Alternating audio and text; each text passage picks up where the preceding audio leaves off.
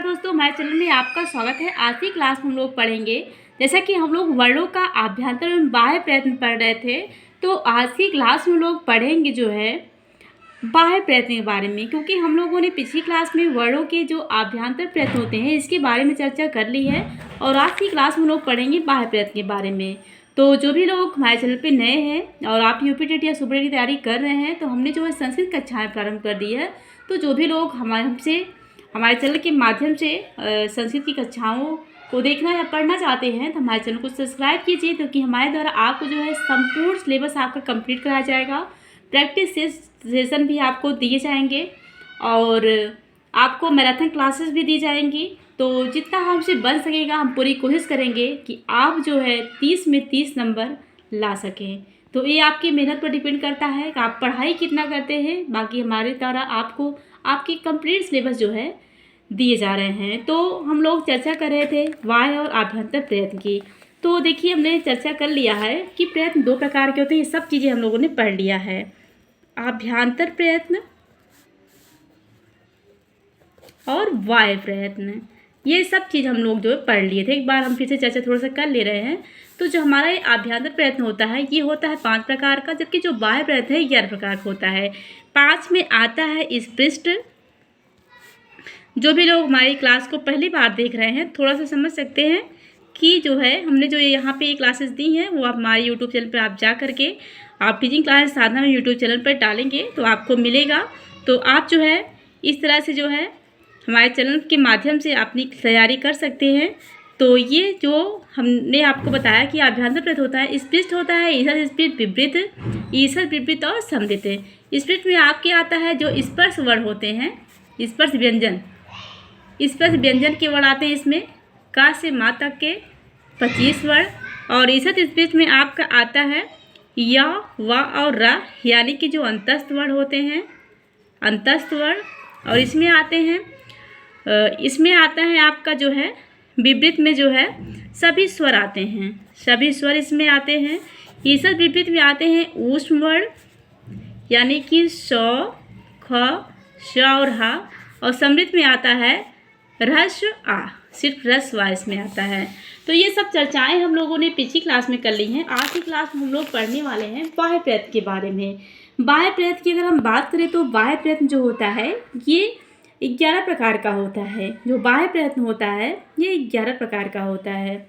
मुख से जब वर्ण बाहर निकलने लगते हैं तो उस समय उच्चारण की जो चेष्टा होती है, जो उच्चारण करते का हम प्रयास करते हैं, उसे जो है बाह्य प्रयत्न करते हैं। जो आभ्यंतर प्रयत्न होता है तो इसमें जो है आभ्यंतर का अर्थ ये होता है कि भीतर, यानी कि आभ्यंतर प्रयत्न तात्पर्य उस चेष्टा से है जो वर्णों के उच्चारण के पूर्व मुख के अंदर होता है। जबकि बाह्य प्रयत्न तात्पर्य जो है वर्णों के उच्चारण की उस चेष्टा से है जो उच्चारण के समय जो चेष्टा की जाती है उसे बाह्य प्रयत्न कहते हैं। बाह्य प्रयत्न जो है 11 प्रकार का होता है। बाह्य प्रयत्नस्तु एकादश, यानी कि विवार, संवार, श्वास, नाद, घोष, अघोष, अल्पप्राण, महाप्राण, उदात, तंद्वात और स्वरित, ये सारे जो हैं बाह्य प्रयत्न के प्रकार हैं। तो आइए बात कर लेते हैं विवार, श्वास और अघोष की। तो आप देखिए यहाँ पे जो दिया गया है विवार, श्वास, विवार, संवार, श्वास, नाद, घोष। तो विवार, श्वास और घोष इनको हम एक साथ पढ़ेंगे। संवार, नाद और अघोष को एक साथ पढ़ेंगे। महाप्राण को एक साथ पढ़ेंगे। उदात, तंद्वा, स्वरित को एक साथ पढ़ेंगे। क्योंकि जो है देखिए विवार, संवार जो अघोष होते हैं, खर प्रत्याहार के अंतर्गत जो वर्ण आते हैं ये सभी वर्ण जो है विवार, संवार, श्वास और अघोष के अंतर्गत आते हैं। खर प्रत्याहार के अंतर्गत आने वाले जो वर्ण होते हैं ये बाह्य प्रयत्न, यानी कि विवार, श्वास और अघोष होगा। किन वर्णों का विवार, श्वास और अघोष होता है? तो खर प्रत्याहार के अंतर्गत आने वाले वर्णों का जो है विवार, श्वास और अघोष होता है। तो खर प्रत्याहार में कौन से वर्ण आते हैं? ख, फ, छ, ठ, च, ट, त, क, प, श, ख, श। आप लोगों के हमने जो है इसीलिए प्रत्याहार पहले पढ़ा दिया था, ताकि आपको देखिए महसूस सूत्र अगर याद नहीं करेंगे तो आपको जो है संस्कृत समझ में नहीं आएगी। और जब आप महसूस सूत्र नहीं याद करेंगे तो आपको प्रत्याहार समझ नहीं आएगा। और अगर प्रत्याहार नहीं तैयार करेंगे तो आपको वर्णों का उच्चारण स्थान समझ में नहीं आएगा। इसलिए देखिए जो संस्कृत विषय है ये मैथ की तरह चलता है। यहाँ पे आपको जो है अगर पहली चीज़ आपको नहीं याद है तो दूसरी जो टॉपिक है आपको समझ में नहीं आने वाली है। तो इसलिए आपको जो है यहाँ पे थोड़ा मेहनत करने की ज़रूरत है। आप जो है वर्डों का जो हमने आपको पढ़ाया है माहेश्वर सूत्र आप पहले याद कर लीजिए। इसके बाद आप जो प्रत्याहार पढ़ लीजिए। इसके बाद ही आपको ये क्लास समझ में आने वाली है।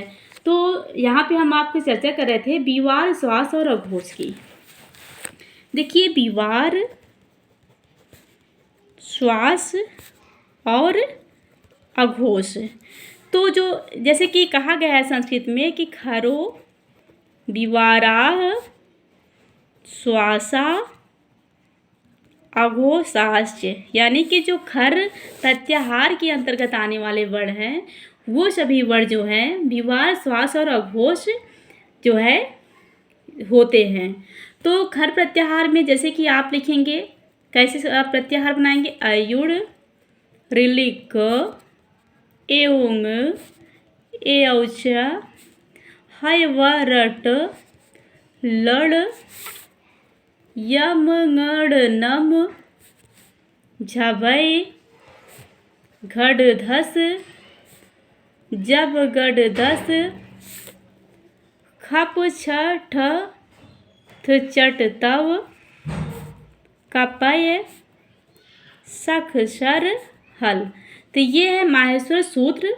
अयुड़ ऋलिक एवं एवच हैवरट लड़ यमगणनम झबग घरदस जब गर्दस खप चरचरतो कपय सक्सर हल।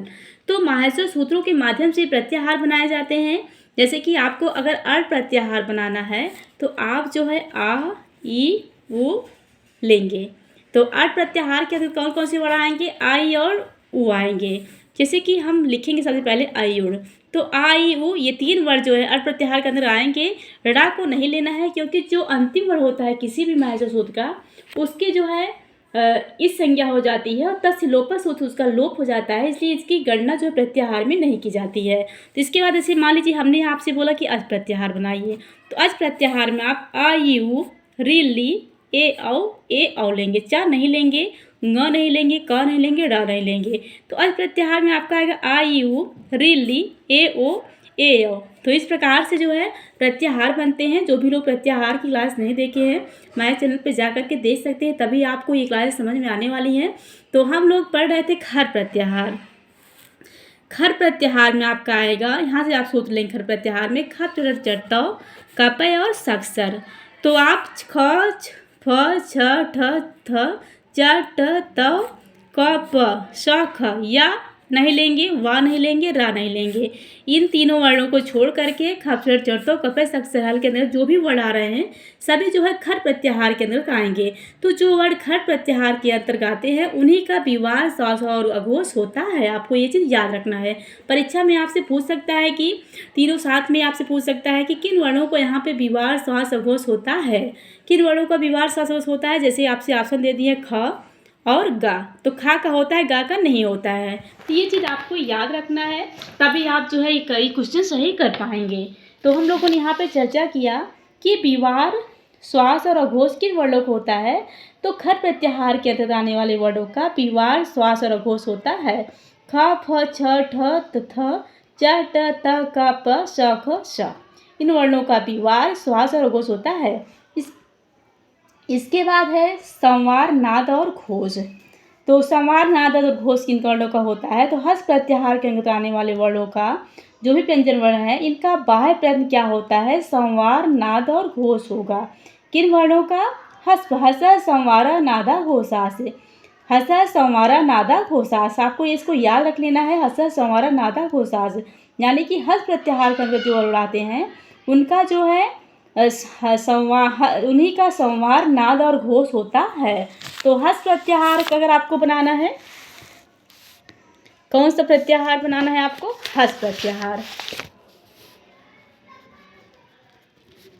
हस प्रत्याहार, तो हस प्रत्याहार की अगर आपको बनाना है तो अयुड़ ऋलिक एवं एवच हैवरट, आप हैवरट से लेकर के जो है यमगणनम झभय घरदस जब गर्दस खप चढ़ चढ़तो कपय सक्सर हल। तो हैवरट लड़ यमगणनम झभय घरदस जब गर्दस खप चटट चतो कपय सक्सर हल। तो हस प्रत्याहार के अंतर्गत आपका वर्ण आएगा यहाँ पे। आइए चर्चा कर लेते हैं हस प्रत्याहार के अंतर्गत आने वाले वर्णों का। तो हस प्रत्याहार में जो है आप जो है हैवरट का है लेंगे, ह, या, व, र, ला और म, ङ, ळ, न, झ, भ, घ, ढ, ध, ज, ब, ग, ड, दा। ये जो वर्ण है हस प्रत्याहार के गत आएंगे। इन सभी वर्णों की जो चर्चा है हस प्रत्याहार के अंतर्गत की गई है। ज, ब, ग, ड, द। तो हस प्रत्याहार आप हैवरट से यहाँ से लेंगे। हैवरट लड़ यमगणनम झपय घरदस जब गर्दस ह श। यहाँ से लिया गया हस प्रत्याहार। तो हा या व र ल ट नहीं लेंगे, ल नहीं लेंगे, य म ङ ड न झ भ घ ढ ध ज ब ग ड द। ये जो सभी वर्ण हैं ये सभी हस प्रत्याहार के अंतर्गत आएंगे। तो जो हस प्रत्याहार के अंतर्गत वर्ण आएंगे उन्हीं का संवार, नाद और घोष होगा। आपको याद क्या करना है कि हस प्रत्याहार के अंतर्गत वर्णों का संवार, नाद और घोष होगा। इसके बाद है जो है अल्पप्राण, महाप्राण। तो हम इस पे चर्चा नेक्स्ट क्लास में करेंगे। थैंक यू दोस्तों, मिलते हैं नेक्स्ट क्लास में।